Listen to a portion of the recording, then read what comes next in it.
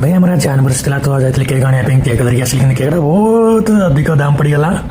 केकटा 700 टका अधा किलियाटा गाँव में 200-300 मिल जाऊँगी टोमान 700 टका पड़ी टोमान जहाँ आनिवर्सरी बन तो ये आज मेरा रूम मो रूमटा ये केक काटा अच्छी पिलाटा हूँ पड़ोसी आम पिला ना पड़ोसी बोला सी आगे अंक कौन काट बोलिकी छाड़ी काटे ऊपर बस पशुन तलू आस काट रहा पिलाटा हापी करदेला आम दुई पिलाटा पड़ीसार आम घर आस्त तो केक काटिलु एनिवर्सरी थर्ड एनिवर्सरी आम रहा 3 वर्ष पूरीगला बाहर को तो 3 नंबर केक 3 नंबर काट कैंडल आनी कटाई कहला देख पिलाटा के मस्त काटी तो छाड़देले एकला काटी चलती सी केकटा 2000 पड़गला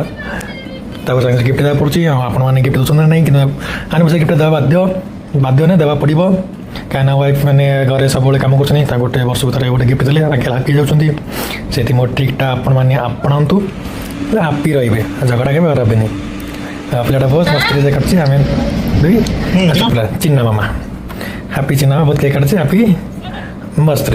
तो काट दे केक केक काटा तो एमती आम आज एनिवर्सरी कंप्लीट है 3 वर्ष पूर्ण है आपण आशीर्वाद आम जिंदगी हापी खुशी चली था धन्यवाद।